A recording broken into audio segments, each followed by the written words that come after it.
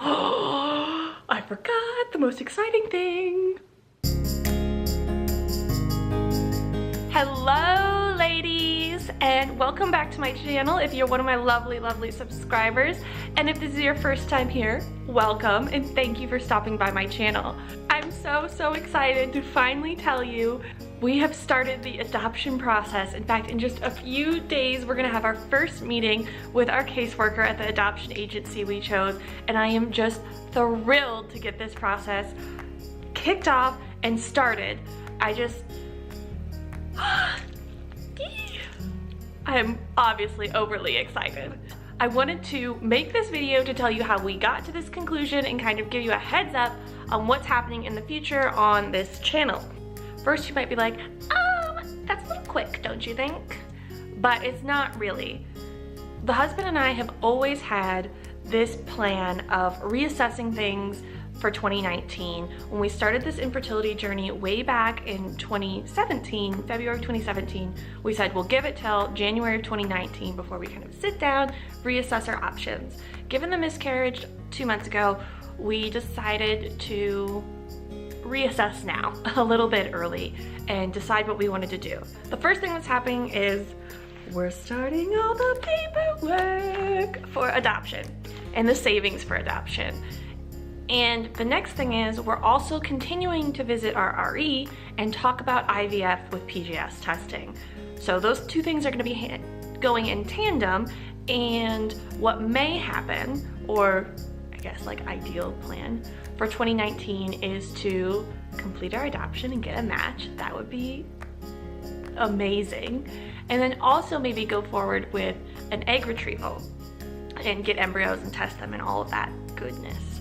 So in one of my past videos, if you remember, we had nixed adoption for the time being because we were afraid of the timing of it. And by the time we got through an adoption and then we got past the, I think, year and a half wait time most of them have between children, like that would be really late in the game to start doing IVF, considering we have the knowledge now. I'm not trying to say like 30-year withering old maid, but if you know at our age that you probably are going to need to do IVF, then you should do it ASAP and before 30 if you possibly can for better results.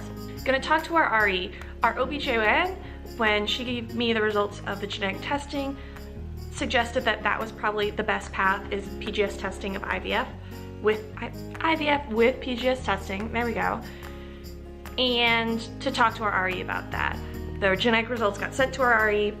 She is meeting with me a week from today to chat about those results. Not next week's, but 2 weeks from now will probably be the video explaining what we talk about with her and our IVF game plan. Obviously, while you're in the adoption process, you can't do any transfers, that's not allowed, but I don't think there would be any issues with going ahead and creating embryos, especially since we have the awesome insurance right now that would cover it. I would really like to take advantage of that, if at all possible. Next, jumping back. This is all over the place. Sorry, please forgive me. We have started the adoption process. We kind of sat down and talked about it. Obviously, I had 2 pregnancies and 2 miscarriages in 2018, and it's really kind of turned me off from pregnancy right now. And that is putting it mildly. Like, I think all of you mamas out there that have gone through miscarriage know the fear and anxiety that comes once that's an experience you have. And now that I've had it twice, it's not the norm or the expected, but it's my entire experience and it's repeated, you know, it wasn't just a fluke. So there's gonna be some work there, both on the mental health side and the science medical side, the physical medical side, to make that something that's okay in my future. Obviously doing IVF with PGS testing would alleviate some of those fears, and then just working through the anxiety and learning how to cope with that. Those are 2 things that I'm working on. That's gonna take time though. IVF, egg retrievals, that kind of stuff takes time. Insurance, approval, getting drugs, getting your plan, getting scans. We're going into the holiday season. I'm not even sure if they would want to start a cycle until, you know, past the holidays. So that takes time. I don't really see me being okay with a transfer in 2019. So I was like, well, if we're gonna have to wait for me to be okay with this and go through IVF and that kind of stuff, then it really took away all the downsides of adoption. Not all of them, I'm oversimplifying, but there are fears and stuff, which I'll talk about in a future video. But for now, it's definitely our game plan, and we're chugging on ahead of it, and have, like I said, done a lot of research in the last few weeks, picked our agency, got in contact with them, have our first orientation meeting where we'll go through all the paperwork, because there is plenty of it. And also schedule home studies and that kind of thing.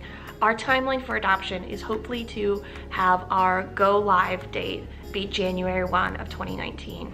And that is a paperwork and process kind of time frame. You know, the Kansas Bureau of Investigation needs to get back, the child abuse networks need to get back, fingerprinting needs to get back. So there's just a lot of things that have to happen. We need to make a profile book, and I'm obviously gonna make a profile video, even though it's not required for the agency that we're going with. I thought it was a nice touch, and will allow expectant mothers to have a better view of us than just maybe a printed book. So I'm gonna try to make that happen. And then obviously, just from a financial point of view, adoption is not cheap. There's gonna be a video about that as well. And we just needed some time to like make all of that money appear and saved and just collect it all together. Let me just go over really quick what the next few months of videos are gonna look like. Obviously, I'll keep you updated on our journey, and feel free to ask questions below.